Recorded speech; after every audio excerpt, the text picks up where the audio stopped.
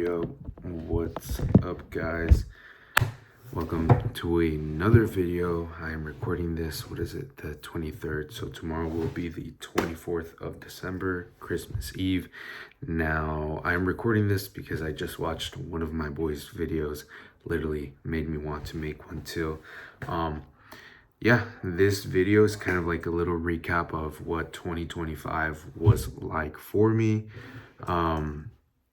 Now, this year was, to say the least, crazy in so many different ways. Very, very grateful, to say the least. Got to meet a lot of new people, a lot of new friends, made, new connections, learned so much. And, I guess I'll start from the very beginning of 2025. I had kind of, quit door knocking, and I had gone all in on my wholesaling operation way back then, because in October of 2024, that's when I closed my first ever deal. And I had to then make more money, because all I was doing is wholesaling. Now that deal I closed for 5K, was really nothing, because again, I was already living off of my savings since quitting, my door-to-door job. Anyways, I know in the beginning of 2025, so last year in January, like third week, I believe, of January, is when I actually got into doing high ticket sales. Now, I'm very, very grateful that, I got into high ticket sales. I feel like it was kind of God putting me through certain situations and, helping me go through that, high ticket sales path. What the hell, was kind of a blessing in disguise. I met a lot of new cool people.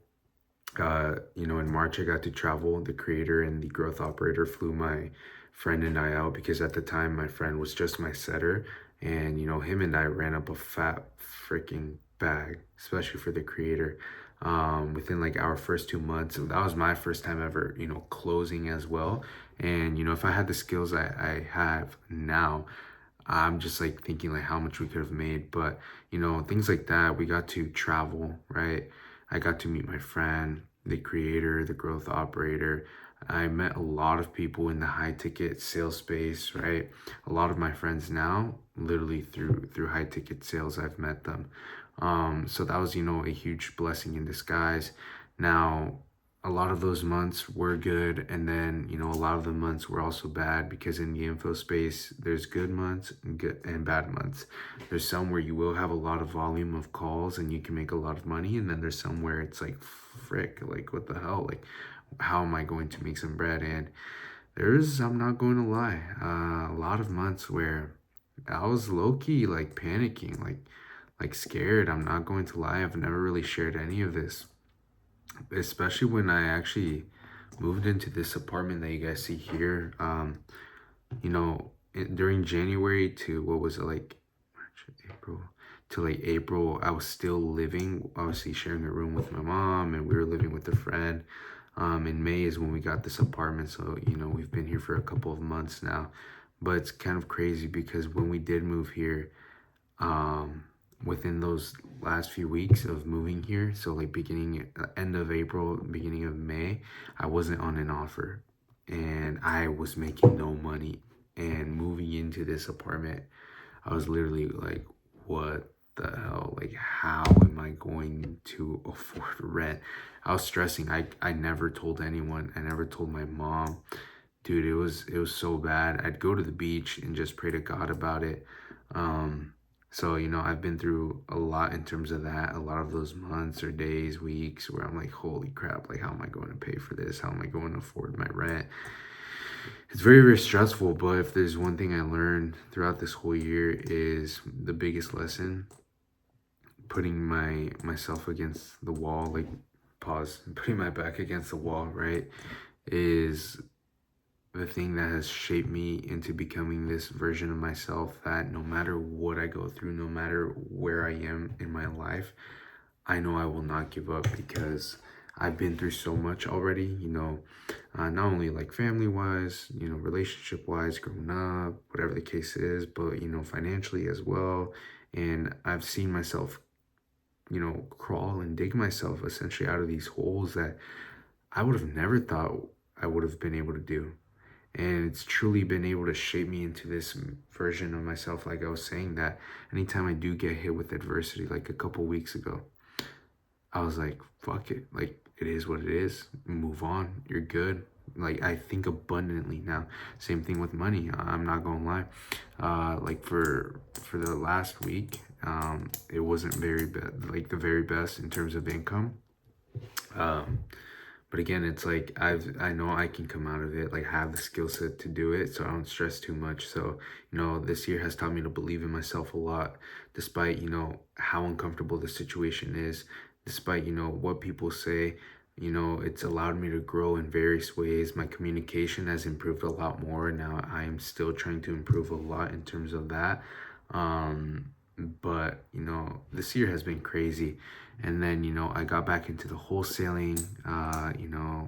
So that's kind of been up and down as of right now. Right now it has been slow since September to now. It's been a little bit rough as well. We had a good month, and then it kind of like slowed down, especially right now. These past 2 months, it's been a bit slow. Again, it is kind of like something that sucks, right? But the way I look at it, it's like, I mean, I did quit technically about a year ago. So I'm like starting fresh again. That's what I tell myself. So it's like, it's expected. But, I'm going through that hard shit again, my partner and I, like my business partner. But it doesn't mean we are going to give up, right? Because if you give up, then it's like you'll never know where you could have been or how far you could have gone, how much money you could have made, right?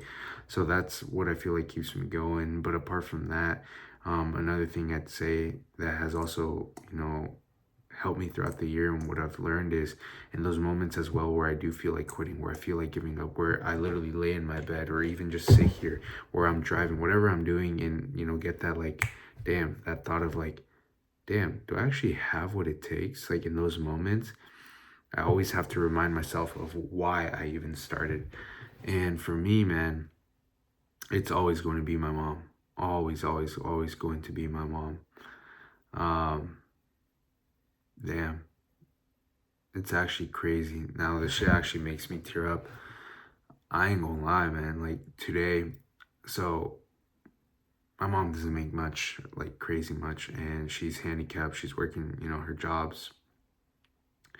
And that shit honestly hurts so much. Like as her son and her only son, knowing that I'm basically her only hope, the only person that can get her out of this situation that she's in. Today, she got home. Now, some of her teeth aren't like well, so she has to obviously go get like, I guess you call them fake teeth, whatever the hell you call them. And obviously her Medi-Cal was approving it for a little bit, but just recently, the Medi-Cal kind of like declined her now, and they say she makes too much. They're saying that in order for her to, what do you call it? In order for her to be eligible for Medi-Cal, she has to make $1,800 a month. $1,800 a freaking month here in California is not getting you anything. You're basically homeless with that. And it made me sad today because she told me that, so she received her paper like 2 days ago, and I could have sworn I read that said they approved like her like procedure because her Medi-Cal is ending and all that, but they had approved it. And so she went to the dentist, dropped it off, and the doctor, whatever, she never even told my mom either, like that if it was actually approved or not until today. Like my mom had her appointment scheduled to go get her procedure done and all that. And she goes in and they basically tell her, like it wasn't accepted, like whatever. And so my mom told me, because obviously she went, she was like, she was pretty much sad. And she even told me, she's like, I even got to the point where like I started crying, because she was like, I worked so hard, and she's like, to try to support my, like myself, and here in the house as well. And I'm trying to obviously pay her own expenses and all that. And she's like, and all this work, and it's like just for, you know, them to be able to like tell me, you know, you got denied, like you're not gonna, we are sorry, we are not going to be able to do this because your Medi-Cal doesn't, you know, cover it. And she was like, and she has to come out of pocket or whatever the hell. And I guess it's going to be 1,700. And that shit just broke my heart when she told me that. But obviously I'm not going to break down in like front of her, because I don't know, I just can't. But dude, it's like things like that, that's what always keeps me freaking going, man. Remembering my why, remembering why I even started, because dude, I don't like seeing my mom suffer, and I don't want to see her suffer anymore.